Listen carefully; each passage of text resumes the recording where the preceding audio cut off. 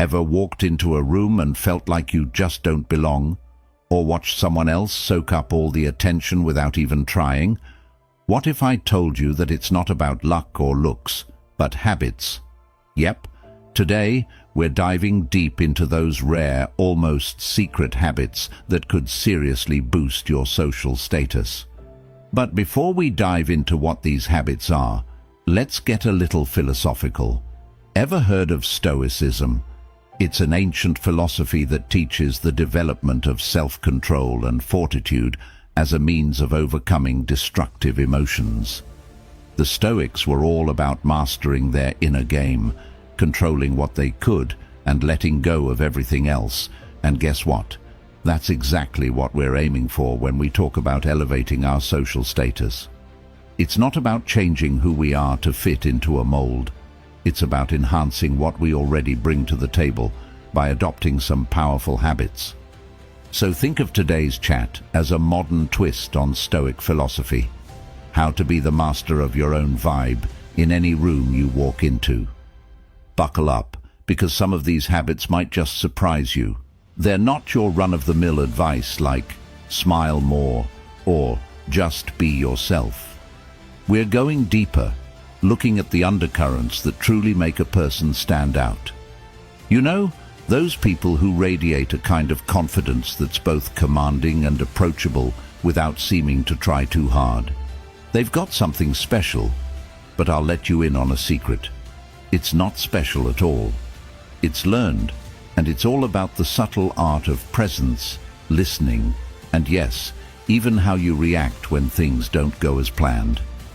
Imagine walking into your next social event armed with more than just good intentions, but with a solid game plan for how to be genuinely magnetic. That's what we're getting into today. 1. Master the art of presence. One of the most pivotal moments in any social setting isn't when you start speaking, it's the moment you step into the room. Think about the last time you really noticed someone making an entrance. What was it about them that caught your eye?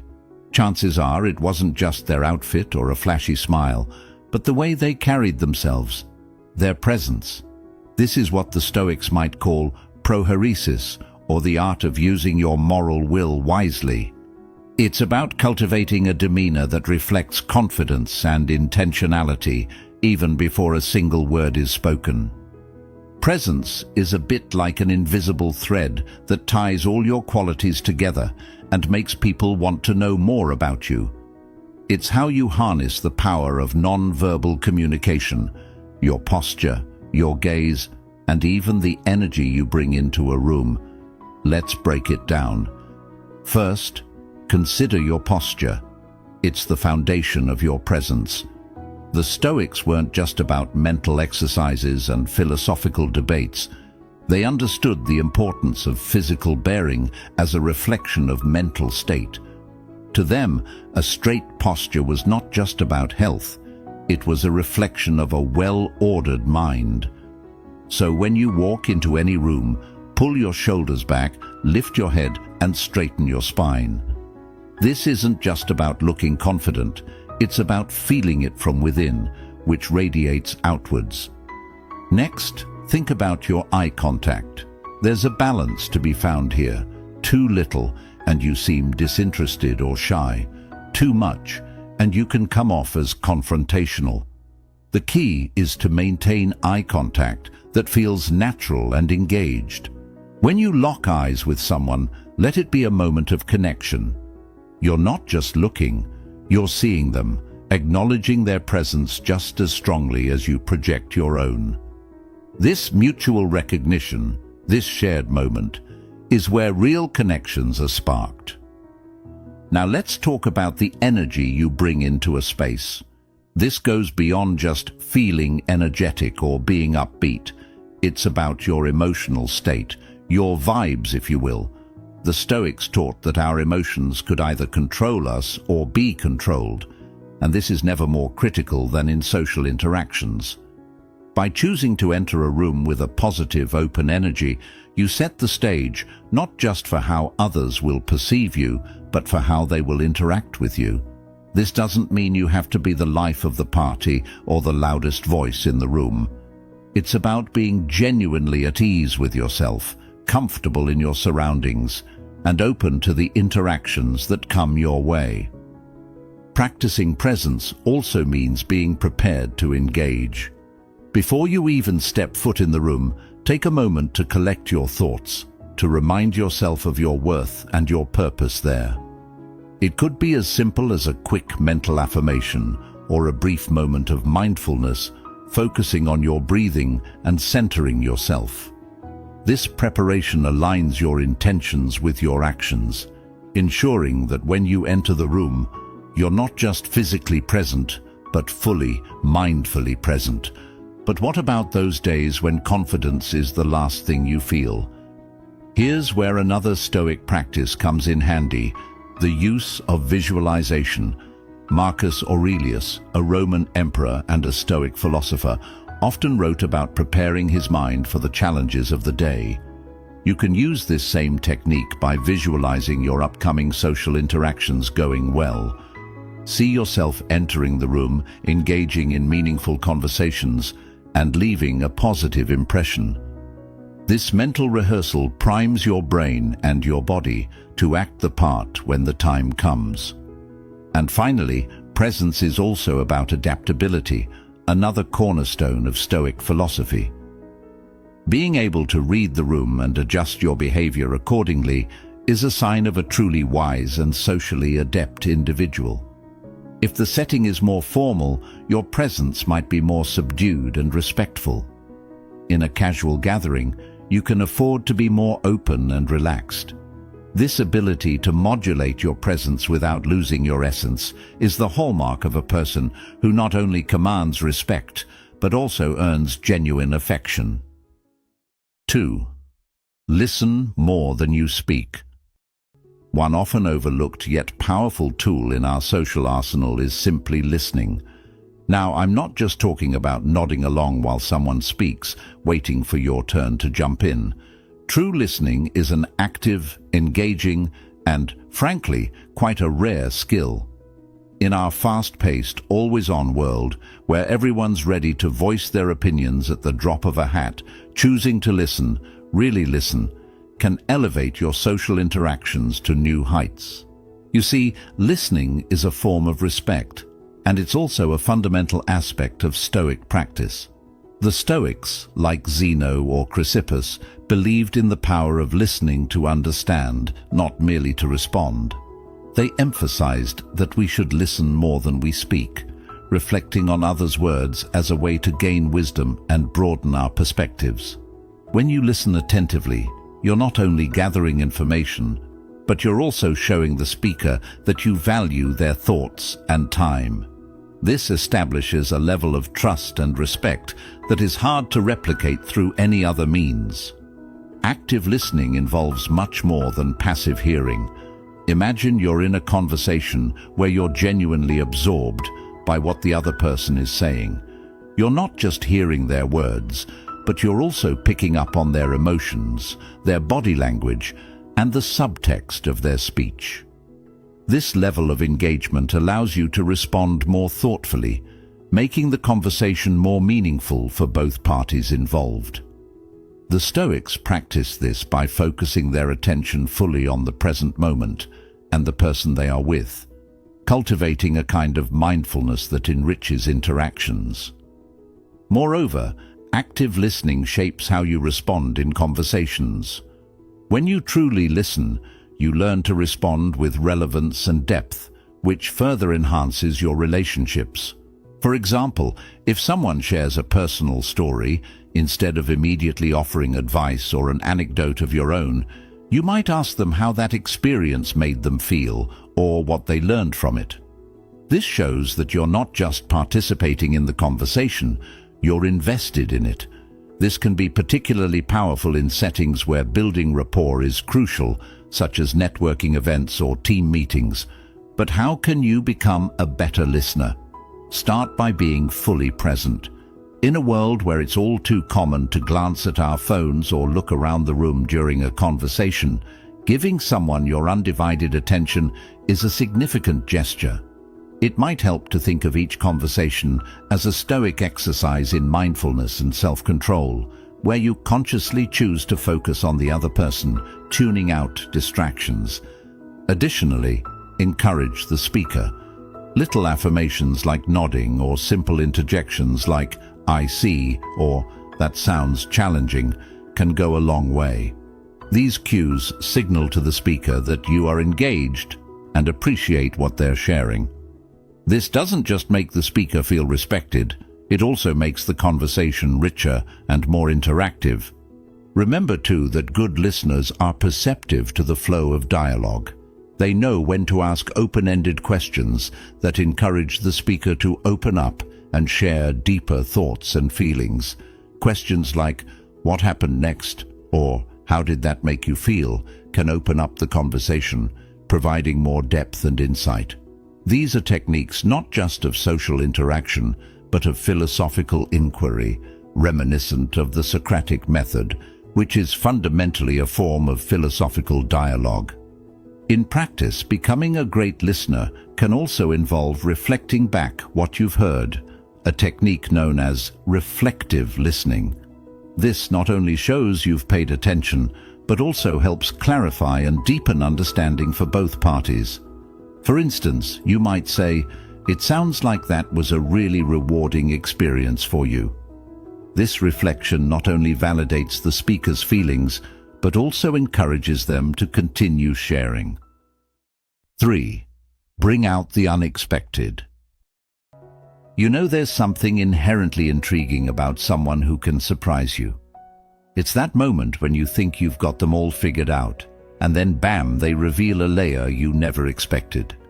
This is not just about being unpredictable for the sake of it. It's about sharing those unique aspects of yourself that make you, well, you. It's about allowing your hidden depths to shine, just when everyone thought they had seen all there is to see. Reflecting on Stoicism, we're reminded of the importance of self-knowledge and authenticity. The Stoics emphasize knowing oneself truly and deeply, which includes embracing and revealing aspects that may not be immediately obvious. Think about Marcus Aurelius. He was not only a Roman emperor, but also a philosopher who reflected deeply on personal growth and virtue. His writings reveal a side to him that many might not expect from a powerful leader. A thoughtful, introspective individual grappling with his own challenges and striving for personal betterment. So, how does this translate into our social interactions? Well, by allowing your unexpected qualities to emerge, you're not just adding depth to your social persona, you're inviting others to reconsider their initial impressions and engage with you on a richer level. For instance, maybe you're known among your colleagues for being the analytical, reserved type. Imagine their surprise when you lead the charge at a community volunteer event, showing a passionate, altruistic side. Or perhaps you're usually the life of the party, always ready with a quick joke, but then you share a thoughtful, well-informed opinion on a book that's not just entertaining, but deeply philosophical. These revelations do more than just surprise people. They make you memorable. They spark conversations and can change how people perceive you, often leading to deeper relationships built on genuine curiosity and respect. Plus, showing different facets of your personality can be incredibly refreshing. It keeps your social interactions dynamic and prevents you from being pigeonholed into a single identity. To cultivate this habit, start by considering what aspects of yourself you typically keep under wraps. What hobbies, talents, or thoughts do you usually hold back on sharing? Maybe you have a knack for painting, a love for classical music, or a penchant for astronomy. These interests might seem out of character to someone who only knows you superficially, but they are parts of what make you complex and whole. Another way to bring out the unexpected is through your reactions and contributions to conversations. Stoicism teaches the value of moderation and restraint, but it also encourages wisdom and discernment. You can apply this by choosing moments to interject with insights or opinions that others might not anticipate from you. This doesn't mean being contrarian for the sake of it. Rather, it's about thoughtfully contributing in ways that add value and alter perspectives, enriching the discussion. And don't underestimate the power of humor as a tool for revealing the unexpected.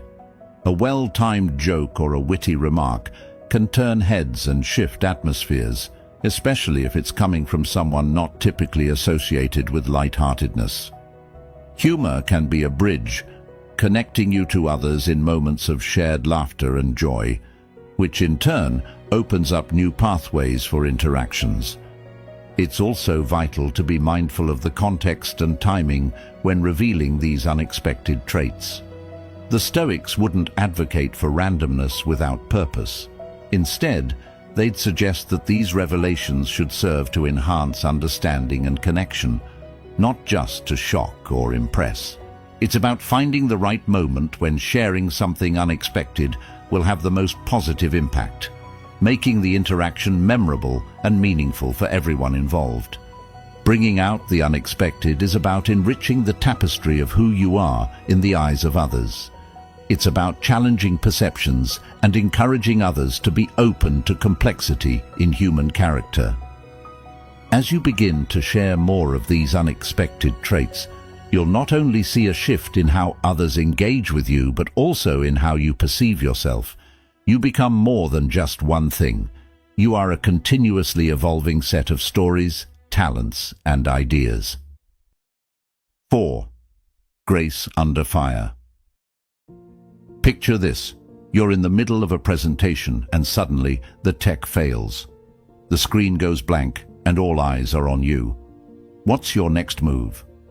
For many, this could easily spiral into a moment of panic. But imagine instead that you handle it with a calm that even surprises yourself. You make a light-hearted joke, smoothly transition to a discussion while the issue is fixed, and continue with poise. This, my friend, is what it means to have grace under fire, and it's a game-changer in how people perceive and respect you. Drawing from Stoicism, we find that grace under pressure is a direct reflection of one's character. Stoics like Seneca and Epictetus emphasized the importance of remaining unperturbed by external events.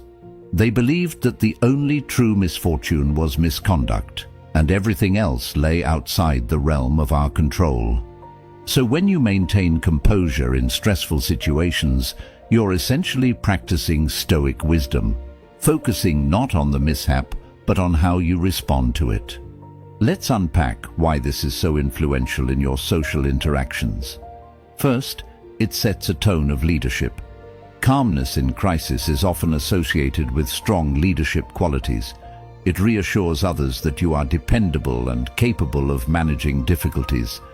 This is crucial in professional settings where stakes are high, but it's equally important in personal scenarios. Whether you're dealing with a family emergency, a conflict among friends, or any unforeseen challenge, your ability to remain composed can actually serve to calm others as well. Moreover, maintaining grace under fire allows you to think more clearly. When you don't let panic set in, you're able to assess the situation more logically and come up with effective solutions. Stoicism teaches us to separate our reactions from the events themselves, focusing on rational responses over emotional ones. This doesn't mean you don't feel stress. It means you don't let it control your actions. This level-headedness also increases your credibility. People trust those who can handle pressure well, believing them to be more competent and trustworthy. Think about it. Would you rather follow someone who falls apart under pressure or someone who can navigate through it with a clear mind? The answer is pretty obvious, and it highlights just how much your reaction to stress can influence how others view you. So how can you cultivate this trait? It starts with self-awareness. Be mindful of how you typically react to stress. Do you tend to panic or do you shut down? Observing your natural inclinations is the first step in adjusting them. Next, Practice stress management techniques like deep breathing, mindfulness, or even preemptive meditation. These tools can help you maintain your calm in real time when those unexpected challenges arise. Another Stoic technique is the premeditation of evils, visualizing potential challenges and mentally preparing for them. This can desensitize you to the impact of real stressors when they occur, as you've already walked through how to handle them in your mind. For example, if you're nervous about a major meeting, spend time imagining various scenarios, including possible problems, and plan how you'd ideally respond to them. Remember too, that maintaining grace under fire is a skill honed through practice. Start with small stresses in everyday life. Challenge yourself to respond to minor annoyances with the same level of calm you aspire to exhibit during major crises. This could be as simple as not getting upset when stuck in traffic or handling a rude comment online with poise and perspective. Each little practice builds your resilience and prepares you for bigger tests. Grace under fire is about embodying the Stoic ideal of an unshakable spirit in the face of adversity. It's about not just surviving stressful situations, but thriving within them through a balanced and thoughtful approach. As you cultivate this ability, you'll not only enhance your social stature and influence, but also develop a deeper sense of personal peace and resilience. And that, in turn, reinforces a life lived not at the mercy of external circumstances, but in command of one's own internal state. 5. Dress to express, not to impress. Have you ever noticed how the clothes someone wears can tell you a lot about them before they even say a word? It's like each outfit is a personal statement, a non-verbal cue that gives us a glimpse into someone's personality, values, and even their mood.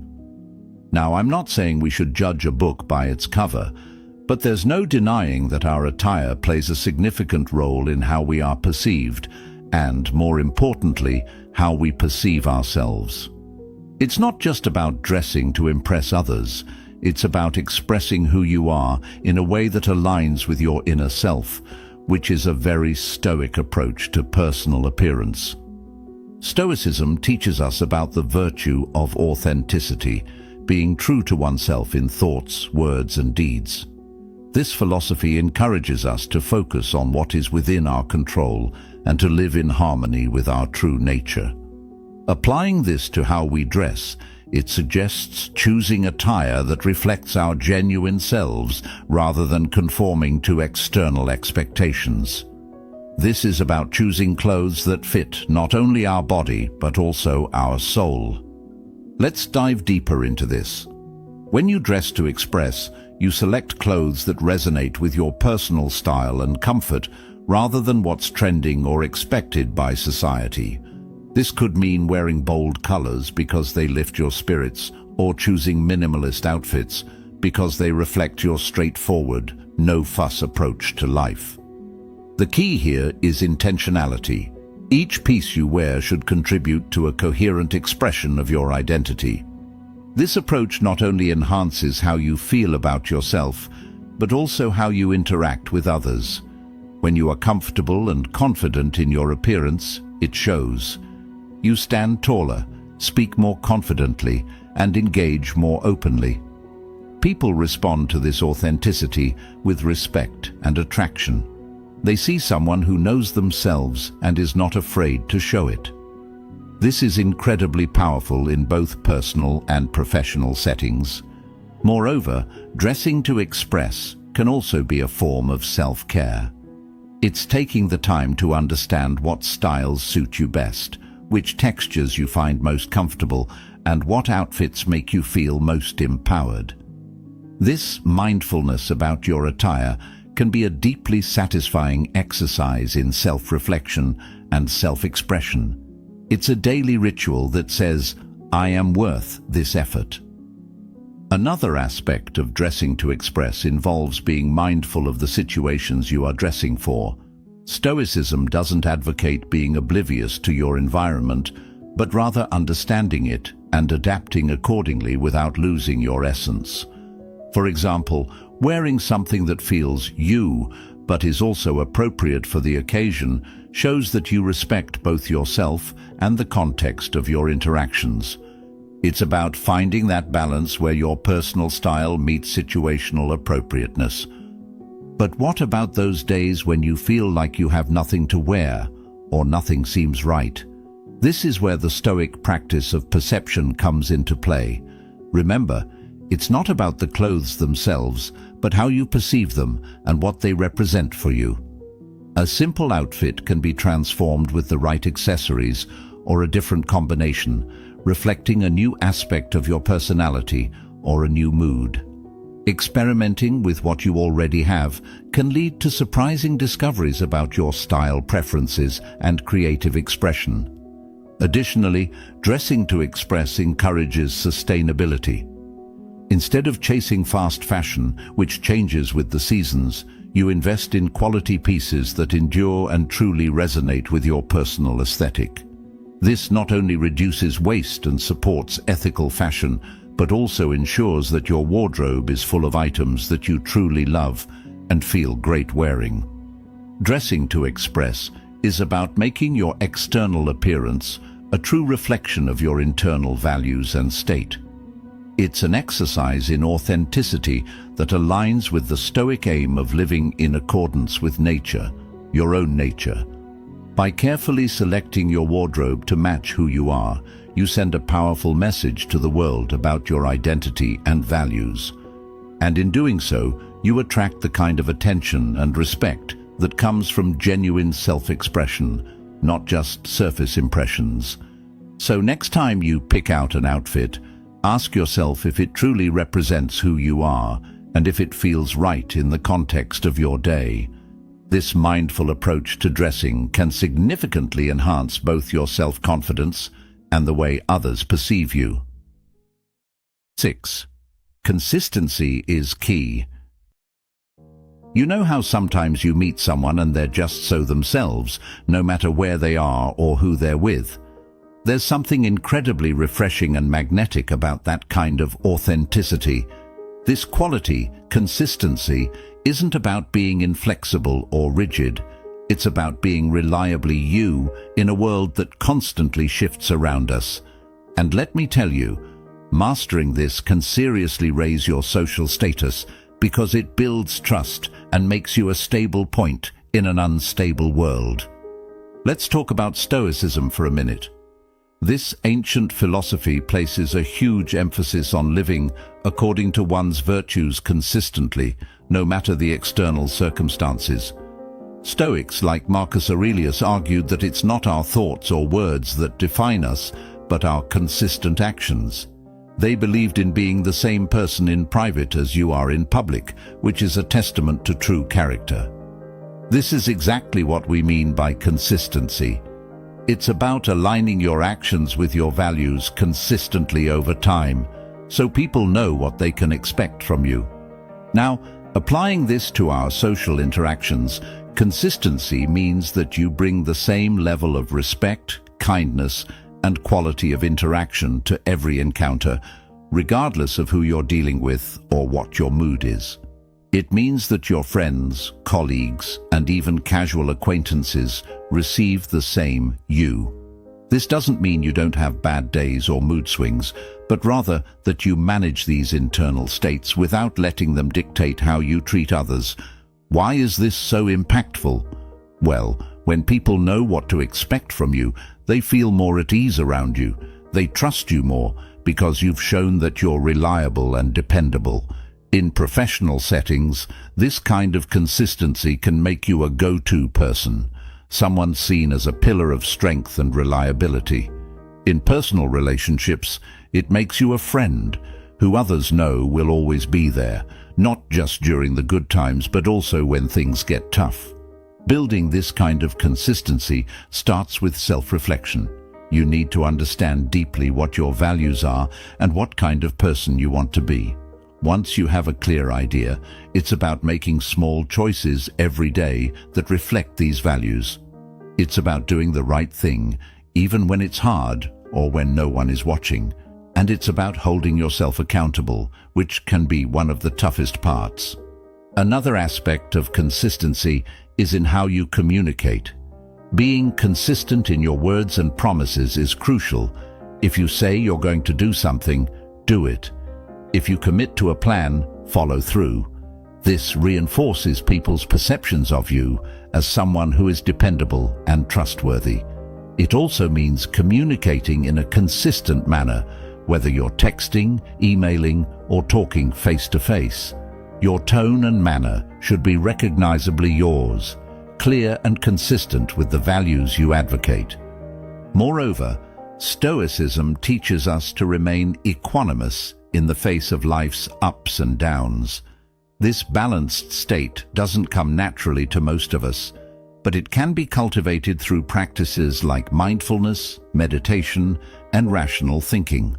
These tools help you maintain a consistent demeanor by giving you control over your reactions. They enable you to meet both success and failure with a steady heart and mind, which is incredibly compelling to those around you. But here's a key point. Consistency is not about perfection. It's about effort.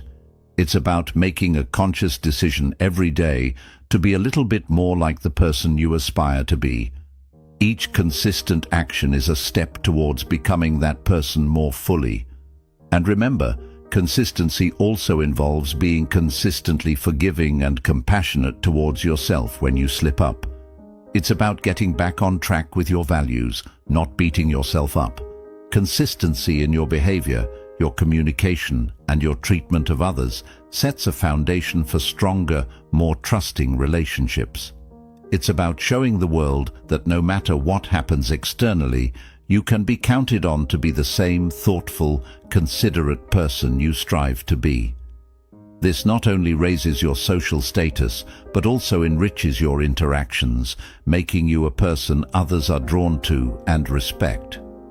So, think about what consistency means to you, and take those steady, purposeful steps towards living it out every day. The impact, just like the effort, will be profound and lasting. As we wrap up today, remember that the true essence of raising your social status isn't found in superficial changes, but in the consistent, genuine expression of who you are. Every small act of authenticity is a step towards not just being admired, but being truly valued and respected. Thank you for joining me today and being a part of the Stoic Journal community. If you found value in our discussion, consider watching this next video on the screen, where we dive deeper into the practical applications of Stoic principles in daily life. Your journey towards a more meaningful and respected presence continues there. Stay stoic, stay true, and as always, thank you for being here.